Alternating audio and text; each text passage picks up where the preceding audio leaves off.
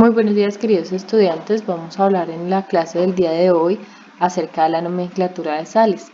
Habíamos visto en las clases anteriores cómo podíamos nombrar compuestos como los óxidos, los hidróxidos y los ácidos.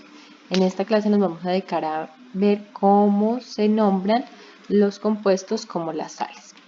Primero, para iniciar, vamos a entender que hay diferentes tipos de sales dependiendo de dónde provenga esa reacción química, ya que las sales se dan de una reacción química entre una base y un ácido. Entonces vamos a tener sales binarias cuando el ácido es un hidrácido. Pues vamos a tener que va a ser formada por la reacción entre un ácido hidrácido y una base, siendo esta la ecuación. El ácido más la base va a generar una sal binaria y agua como exceso.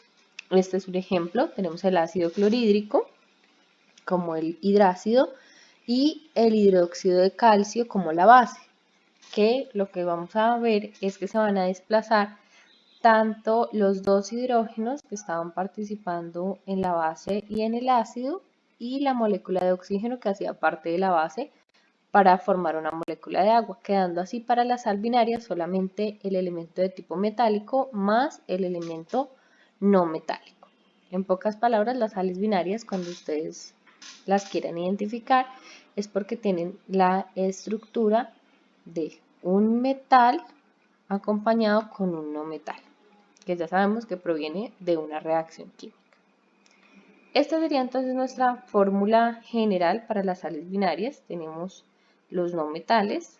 Esta X pequeñita y la Y pequeñita van a significar la cantidad de átomos, que va a ser equivalente también a los estados de oxidación, como lo veíamos que se puede formar mediante la ley de Aspas.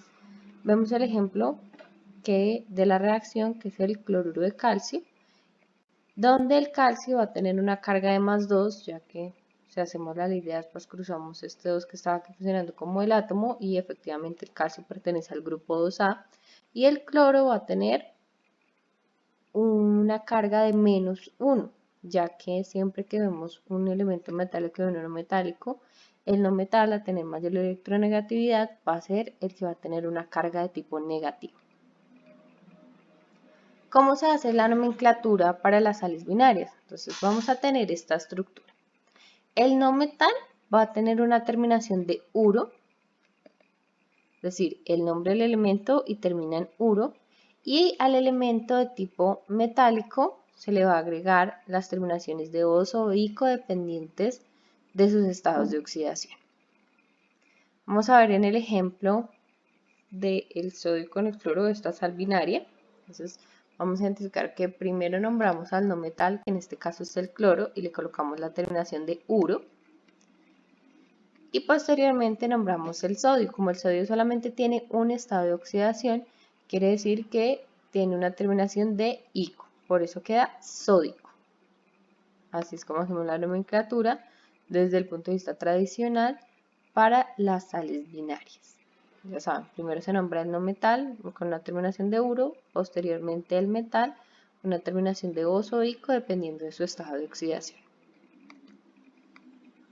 Por una nomenclatura stock, vamos a nombrar el no metal también con la terminación de uro y al finalizar se coloca entre paréntesis el estado de oxidación, en este caso del metal.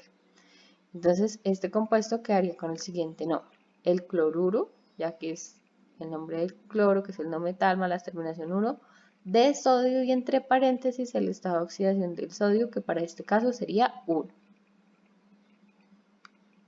En cuanto a la nomenclatura sistemática, al no metal se le agrega la terminación de uro y se deja el nombre del metal. Quedaría entonces de la siguiente forma: cloruro de sodio. Esos son los tres tipos de nomenclatura y cómo se realizaría para cada uno de los casos.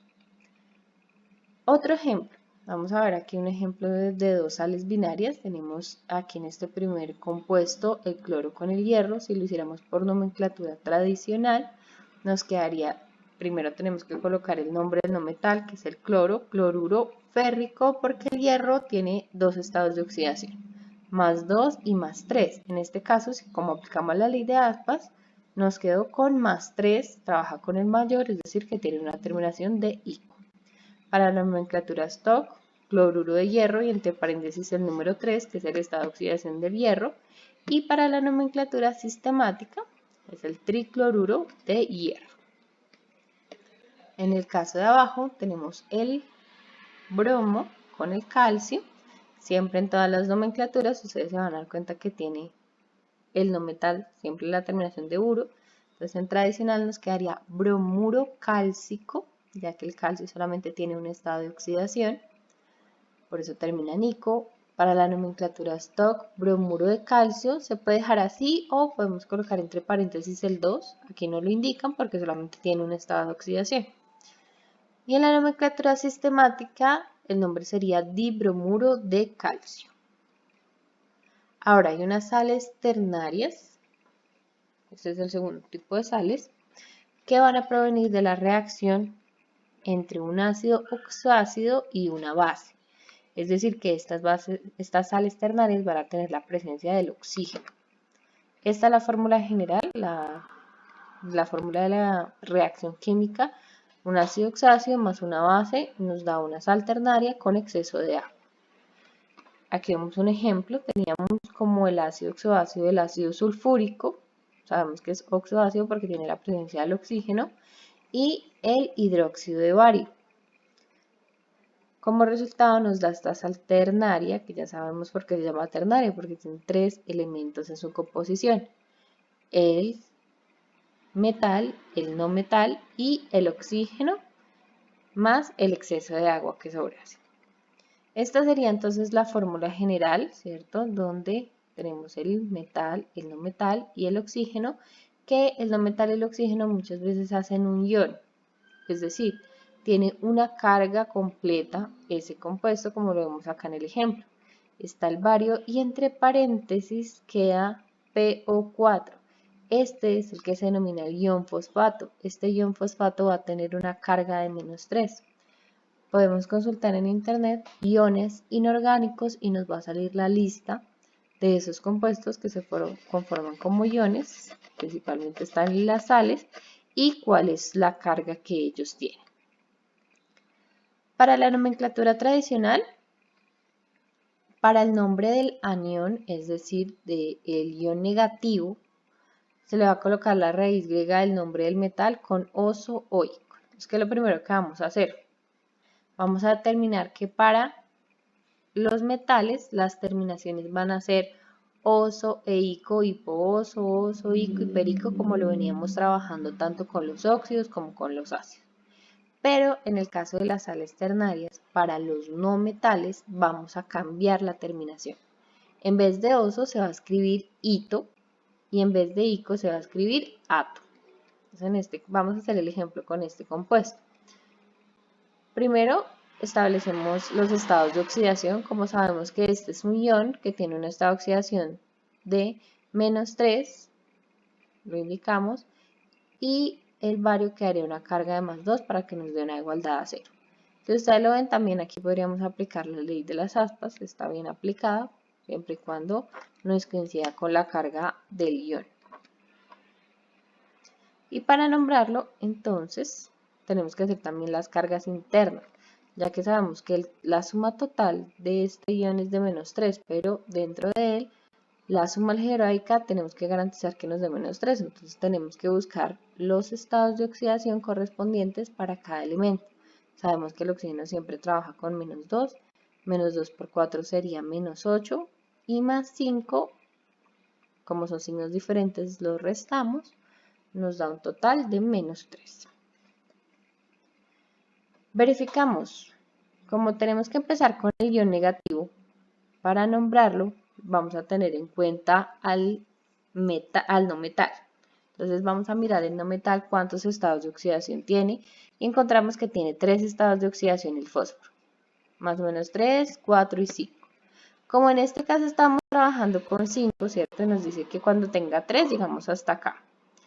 Y estamos trabajando con el número mayor, quiere decir que tendríamos que tener una terminación de ato para el nombre del fósforo. Entonces se le coloca fosfato, indicando el nombre del ion, de bario o bárico. porque el bario lo dejamos con una terminación de ico sin verificar cuántos estados de oxidación tiene, porque el bario está en el grupo 2A y solamente tiene 2 estados de oxidación. ¿Qué es lo importante que recuerden acá? Que cuando estamos hablando de no metales, de las sales ternarias, perdón, vamos a diferenciar que el elemento metálico va a tener las terminaciones que ya conocemos de uso de ico, pero para el no metal va a tener una terminación de ito y de ato. Y tenemos que manejar muy bien la parte de los estados de oxidación. Para la nomenclatura stock vamos a colocar el nombre del anión y el nombre del metal con la subvalencia entre paréntesis, quedándonos entonces fosfato de bario. Entre paréntesis debería ir el 2, ya que tiene un estado de oxidación de 2. Aquí vemos dos ejemplos de sales ternarias porque tienen 3 elementos, el no metal, el metal y el oxígeno. Siempre el primero nos va a quedar con el nombre del no metal, en este caso sería el fosfato sódico y el fosfato de sodio. Para el segundo caso tenemos el hierro, azufre y oxígeno, que el nombre de este ion sería sulfato férrico porque el hierro está trabajando con más 3 y sabemos que ese es su estado de oxidación mayor. Y para la nomenclatura stock sería sulfato de hierro entre paréntesis 3.